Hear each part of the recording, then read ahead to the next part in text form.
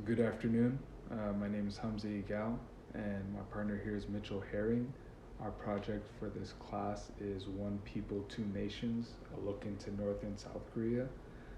We felt that we would want to explore this topic a bit more, seeing as though everybody knows about North and South Korea, but we just wanted to look into, the different governments, into the differences between the two nations, because really, at the end of the day, there's still one people, and it's crazy to see how two different nations, one different people, or one same people, same ethnicity, uh, played out in that region, and how, despite the fact that they are one ethnicity, the countries are vastly different, and their growth and how they've developed over the years has been vastly different as well.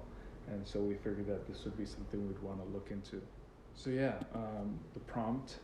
So this project is focused on the two nations, North and South Korea, and the differences in their governments. With more attention to these nations over the past few years, we decided to explore how these countries have operated, how they operate today, and how their politics differ from one another.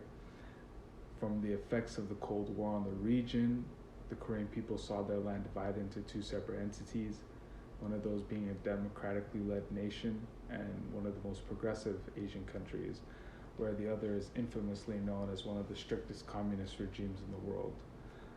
And like we said, the fact that it's one people, it's Korean people, it's the same ethnicity, their nationalities differ, and as a result, there are two different ideologies, two different types of people altogether. So yeah, just real quick on the Cold War.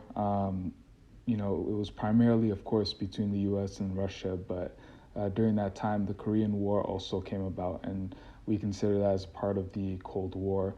And for the fact that communism was trying to invade into South Korea by way of North Korea, the U.S. and Russia picked sides, and they ended up battling it out.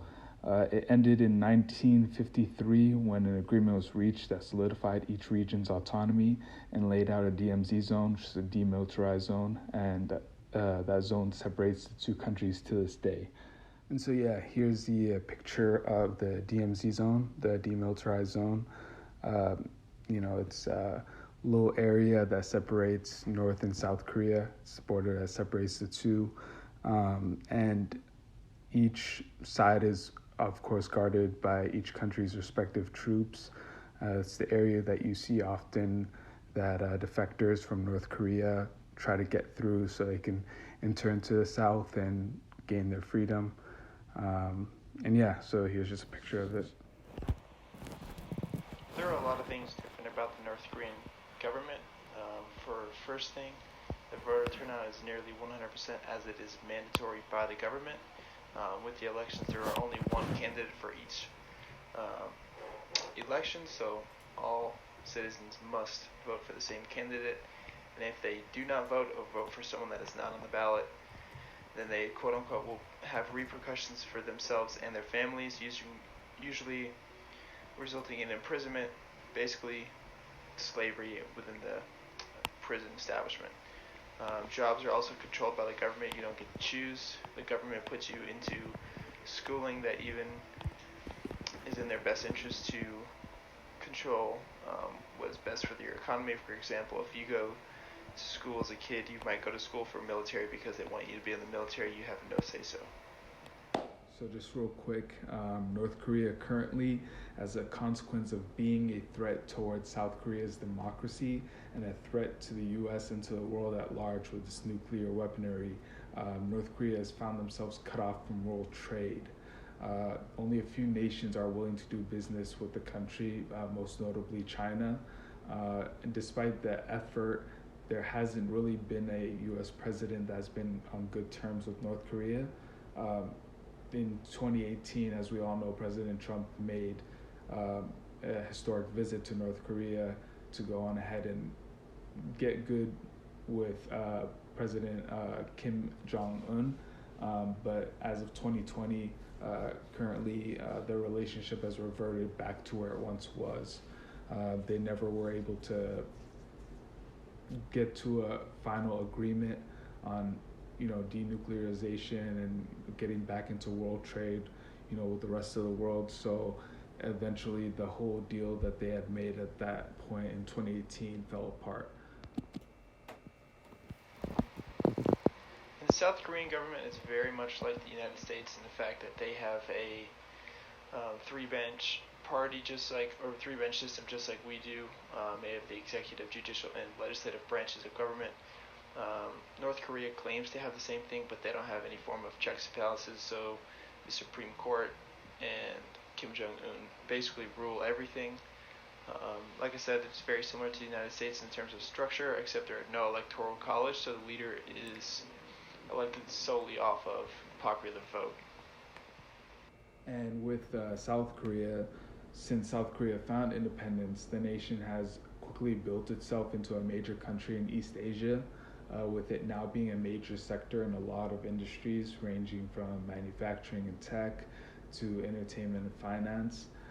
It's a country that invites many immigrants into the country, and has seen a rise in popularity over the years, right? I mean, South Korea is a very reputable nation within Eastern Asia, and it's only rising in its popularity and its importance.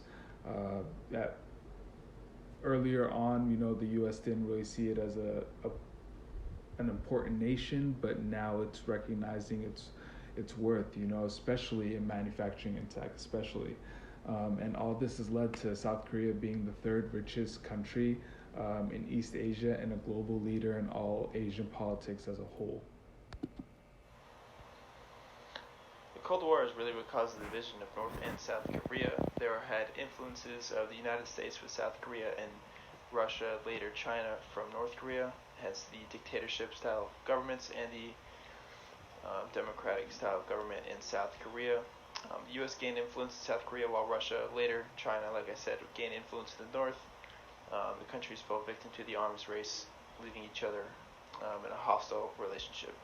The Korean War, the United States, Russia, North and South Korea agreed to an armistice, but the war technically never ended and still remains to this day.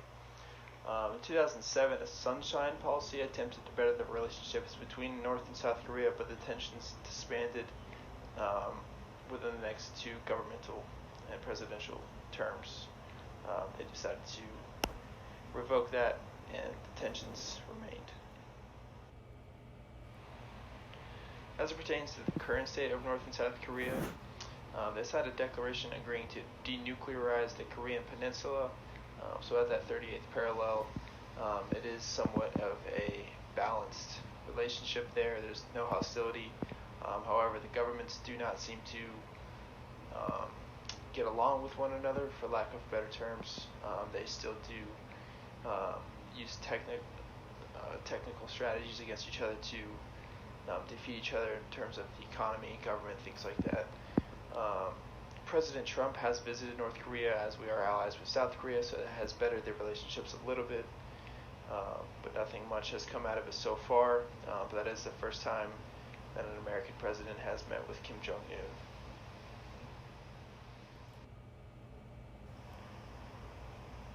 To say that North and South Korea will ever be rejoining is a pretty far stretch of imagination. It's pretty much impossible and require basically a restructure of the entire government system, and require a lot of interference from countries such as China and the United States, as well as the other countries in the United Nations, as both North and South Korea are part of the UN. There would have to be a lot of restructuring going on, new presidential candidates, new economic structure, as North Korea is a dictatorship and basically rules everything. South Korea doesn't, so they would have to come to some agreement there. But to say that they're ever going to come back together is very unlikely. So this concludes our presentation on North and South Korea.